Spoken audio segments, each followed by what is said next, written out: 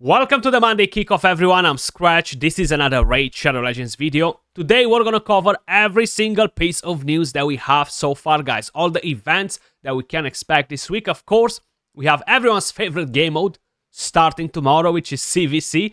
And this time around is not featuring personal rewards, so everybody can take it a bit more chilled. The rewards seem to be just the standard ones, nothing special in here. We are getting crit damage gear, we're getting regeneration, awesome set, honestly, and yes, for the rest of the tiers is as usual, you know, the lower you go, the weaker the rewards. Now, of course, we will have some summoning events involved with this. We do have another surprise event that started in the morning, and that is the High Elf summoning pool from Prism crystals.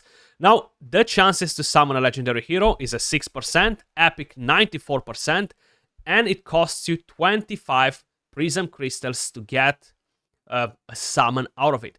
We do have one event that is already rewarding you with Prism crystals, which, as usual, is the Sand Devil Necropolis tournament. Is a turn-based tournament, and you can get 40 Prism crystals from here. I don't know why they're not doing, for example, a tournament for the Shogun dungeon. I feel like more people have access to that dungeon versus the Sand Devil's Necropolis.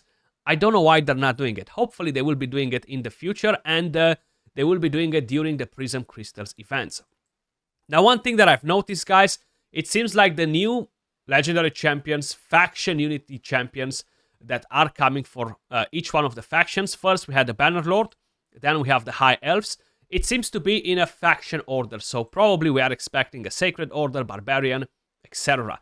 Now, this High Elf is on the Prism Crystal event. She looks pretty awesome. I would love to get her. I actually have enough Prism Crystals to do 2 summons, so let's quickly do that. Then we're gonna dive back into the rest of the news. I haven't summoned a legendary from any of the Prism Crystals events that we ever had so far.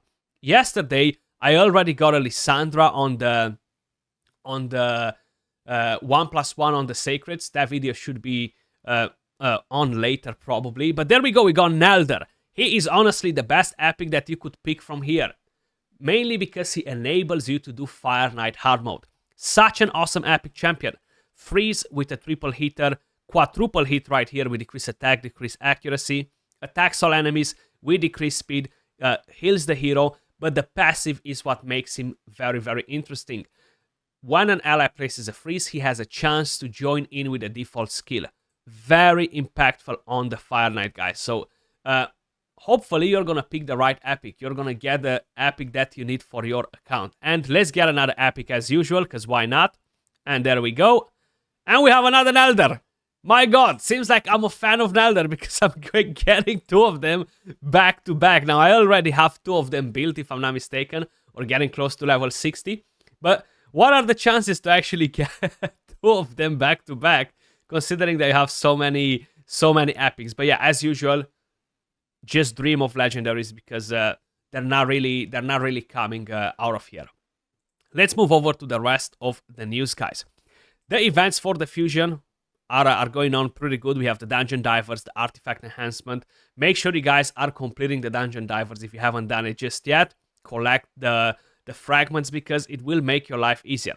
3,700 points is not too bad, honestly, compared to 4,000 and something. So I'm definitely good with that. You have the Ice Golem that started, if I'm not mistaken, yesterday or today. Classic Arena is coming to an end, so make sure you guys are getting that done as well. Collect the fragments. And leaving all this on the side, we have the calendar in the Plarium Play going all the way to the Hero Spa event. We still don't know if we're getting a soul from here or we're getting the guaranteed St. Patrick's event, St. Patrick's Champion, which is not really making that much sense. This weekend, we should have 2 X on Voids.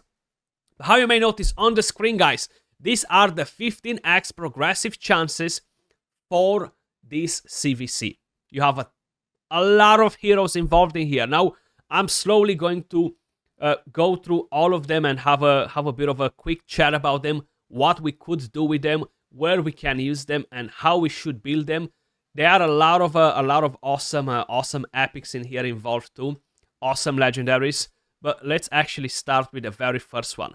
Corvus the Corruptor, Sacred Order if I'm not mistaken, and he's a pretty solid one. I don't personally use him anywhere. He really seemed like he was going to enable a lot of crazy things when they introduce him. Decrease attack with A1, then attacks all enemies, increases the duration of debuffs, increases the duration of buffs.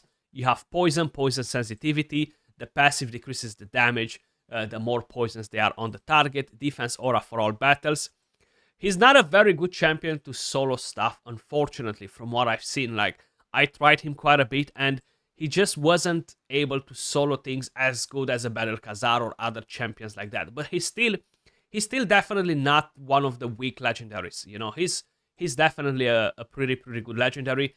Then we have Artak, super awesome champion, HP burner. You guys know the drill with him. He was free when we had the Korra, Call of the Arbiter series. Decrease attack, HP burn AoE, activates the HP burn. He's super solid, and I am running him to solo the Ice Golem. I am running him to do a lot of content. Very impactful for the Cursed series as well. Then we have Mishinaki. He was guaranteed in a Summon Rush event, probably I would say almost 1 year ago. The time is just flying, and you had to open approximately 20 sacreds to get him. Defense down, decrease attack, hacks, remove buffs, HP burn, tons of damage with a passive, defense aura. Mishinaki is an absolute monster for Hydra Clan Boss. One of the best damage dealers for Hydra Clan Boss in the entire game. Definitely very impactful. And not just there, all around in general content. Super powerful. To Hanorach, another monster for Hydra Clan Boss. She is Void. Decrease attack. You have block buffs. You have increased speed, increased defense. Cleanse when she's taking a turn. You're getting continuous heals with a basic skill. You're getting decreased speed, accuracy, aura. Not only that she's great for Hydra, she is great for Arena to spread bombs from Astrolith. Sorry, bombs. I can't even speak anymore. So to Hanorach is very solid. Then we have Nakret the Great. I would really love to get a few more Nakrets to be able to empower my main one and make him better, but he's super solid. He only needs 6 legendary scrolls, guys. 6 scrolls, and he is a monster. Nobody in the entire game can keep an ally alive better than Nakret. Decrease attack, ally protection, immunity, shield, strengthen. The list goes on. The list goes on with Nakret. Best build on a bolster and a one-set stone skin nowadays. Fast if you can. The faster the better, especially for live arena. Then we do have the epics, guys. Now we have Vogot, which is very solid as an epic. There isn't much that I can tell you about him that you probably don't know already.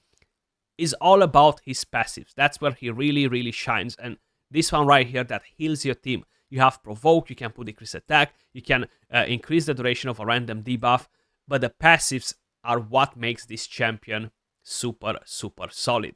Then we have Man-Eater. A lot of you guys would love a Man-Eater for that Unkillable Clan Boss team, and yeah, probably this is one of your best chances to get him out of the guaranteed event that we had for him in the past, I think, if I'm not mistaken. Unkillable, immunity, Terminator Manipulation, Decrease Attack. He's more than a Clan Boss champion. That's what I can tell you for sure. Very helpful in a lot of content, especially Spider progression and other progression where you can literally manipulate the Terminator on the bosses, including Fire Knight, even though he doesn't have multi-hits. Then we have Skimfos the Consumed. I can't really remember his faction 100%. I think he is a demon spawn if I'm not mistaken. Yes, he is. Decrease speed, decrease attack, transfers all these debuffs except the crowd control to the enemy, which is nice, and transfers all debuffs from this champion to a target enemy, then attacks the target. Steals 100% of the target's Terminator if the attack is critical. So that is pretty solid too, you know, like is not a bad skill, and you're getting a bit of healing, you're getting an attack aura for Doom Tower. He's not one of the best epics, but he can be useful in a more specific content, niche content, I would say. But again, Terminator Manipulation is great. and being able to steal it, very, very nice. And I think he can be good against the dragon too. I need to try him out in the dragon, actually. Then we have, who else we have? Elijah. She is being used for the mythical fusion, if I'm not mistaken, guys. I know it took me quite a while to get her. I thought that I clicked on Lizardman. How I ended up on the Dark Elves? I don't know what happened there, but I was so sure that I clicked on the on the Lizardman. There we go. Elijah. So, used for the mythical fusion. That's her purpose in life, in my opinion. Yes, you can have a chance to land the poison, decrease attack, AoE, continuous heal, a bit of a shield, but she's not that great because of it. She counterattacks when allies from Lizardmans are attacked. That's a nice touch, actually. She's more annoying when she's being used against you in PvE content, basically, you know. But if you need her for the mythical fusion, now is the perfect moment. And we have one more, I think is from the Ogrin tribes, and that is Old Grukus. I might be wrong with the faction because, my god, they added so many epic champions recently.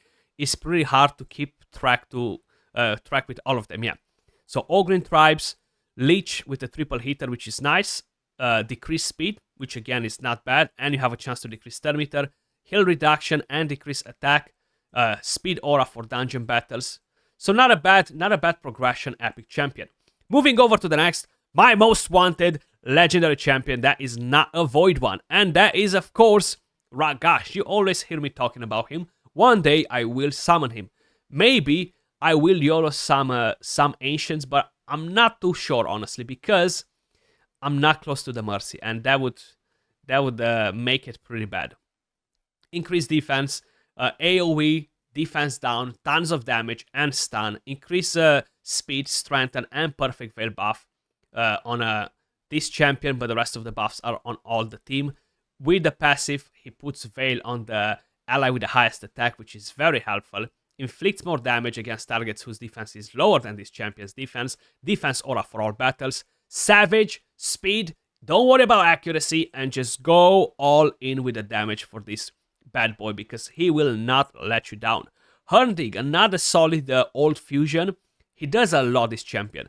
If you kill somebody, he decreases the cooldown of his A3, which fully depletes the target's turn meter, has a chance to land weaken, has a chance to land HP burn, and is an AoE attack. Then you have another AoE attack with defense down and decreased accuracy. The passive, very solid. He is super powerful against the Dark Fae, at least on my account, that's where I'm using him. Very nice for Faction Wars, very nice for Cursed City, very nice in general. He can be an arena nuker too. He just doesn't have as much firepower as the rest of the big boy nukers. And let's be honest, 2024 we have like 100 plus nukers in the game, and 10 of them are super solid. The rest of them, including Hundig, they are a bit more mediocre compared to the meta ones, but they're still very effective in the lower tier. So don't sleep on them if you have a Hundig, for example, or a different nuker. Dracomorph. We didn't have a Dracomorph in ages. And again, I clicked on the Lizardman and it took me to the Dark Elves. What the heck? It must be some sort of a bug on the screen right here.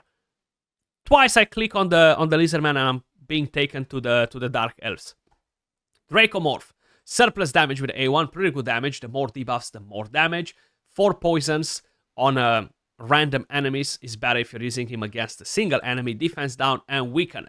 The only problem that I have with Dracomorph is that he does not attack with this skill, which makes him a bit weaker than other damage dealers that we have in the game nowadays, for the clan boss to be more specific, but still very effective. I'm not using Dracomorph in many areas, but honestly, he's still very solid. You know, great for clan boss, great for some of the dungeons, especially the lower stages, Cursed City, Faction Wars. You guys know the drill. Then we have 2 Void legendaries. Raiho Bone Spear, she was a guaranteed legendary, the very first Void guaranteed legendary. Brings a lot of debuffs. She's honestly the best champion for the Sand Devil's Necropolis because of all of these debuffs. Cleanse, healing, continuous heal with the A1. The passive transfers the debuffs back to the attacker instantly. Attack aura for faction creeps, which is not very effective, but still, Raiho very solid. Then we have Acrisia. I mean, what can I tell you about Acrisia? Insane for Hydra, insane for Sand Devil's Necropolis, insane for a lot of content, you know, like she can put in some serious work.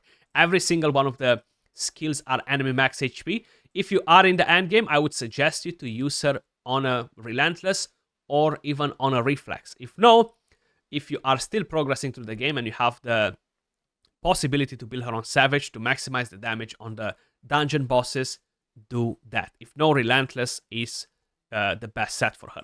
Stag Knight, another amazing champion, and I think I just clicked on the wrong faction because he's Bannerlord. I don't know why I went to the Sacred Order, but Stag Knight, decreased speed with the A1 double hitter, great for the Fire Knight, great for a lot of bosses, man, especially progression. Spider, you have defense down, decrease attack, increase accuracy on an ally if he gets resisted. He is massive for Faction Wars, Cursed City, all of these areas. Early game, he can be good for Hydra as well, for that defense down, decrease attack, decrease speed. The only problem is he can mess up your Mischief target with a passive. But again, it's not necessarily the end of the world. Anax, the hardest hitting epic damage dealer for the clan boss. Absolutely insane. Poisons, defense down, weaken. He can fill the bar on the clan boss alone on a regular team because the poisons are on for 3 turns on a 3-turn cooldown. The passive can be a bit wonky and can mess you up if you're running him on a unkillable team, if is not the right unkillable team. But Anax competes with Dracomorph, okay? Let's just put it there. Anax competes with Dracomorph. That's how good Anax is. Then we have Zargala. She will be pretty important for the Cursed City again. She's one of the vanilla champions, but she's still being very useful. Faction Wars, I'm using her in there. I would be lying if I'm saying that I'm using her in many other areas except some Doom Tower secret rooms probably. But she's still good, man. Like back in the day, she used to be one of the craziest nukers in the game. Her and Skullcrown. They used to be scary. Attacks all enemies 3 times, defense down. This can actually instantly activate the A3. The A1 has a chance to land weaken, accuracy aura in all battles, and she deals pretty good damage. Then we have Madame Series. Now we're going to the Dark Elves. Okay, I wanted to try if I'm clicking on the Lizard Man. Is it gonna take me again to the Dark Elves? But seems like it's not. Okay, you gotta try it out. Madame Series, guys, very impactful for Arena, especially in the lower tiers. Tag Team Arena, maybe even Live Arena. I never seen anyone using her in Live Arena, but I'm sure a lot of people do. Classic Arena, not useful in Platinum, but out of Platinum, she's very useful. Not useful in the very high-end Live Arena, but how I mentioned, out of there, very impactful. Removes all buffs, decrease attack, decrease defense. She has a chance to steal buffs, put a shield on her, and then put fear on the enemies. The best build for her is probably immunity and accuracy, or stone skin and accuracy. And the last champion that we have on the list, guys, is going to be Oboro from the Shadowkin. She is actually pretty nice as well. She can be great for the Hydra as a mischief target and as a damage dealer, but you need a lot of stats on her. You need accuracy, you need damage, you need resistance. It's very hard to build champions like her for Hydra. That's why I don't really recommend to the majority of the people, because by the time you can build this champion to its best performance, reach perfection with it, you don't need her. You have better options, you know. But she can deal a lot of damage. She can put defense down, Veil, Perfect Veil on herself, increase crit rate, increase crit damage, Perfect Veil, and revive on that when she has this buff. Attack aura for dungeons. So definitely another champion to sleep on. Guys, that's pretty much everything that we know about the upcoming events for this week. How I mentioned, this weekend we should have 2 acts on Voids. Now I am expecting to see a guaranteed during St. Patrick's, which of course is going to be on the 17th. I am expecting to see this guy. Padraig actually apparently means St. Patrick in Irish. I'm not sure, I'm not an Irish person myself, but if any of you guys are watching, let us know in the comments down below. Appreciate every single one of you guys watching. Much love, and I'll catch you all in the next one. Peace.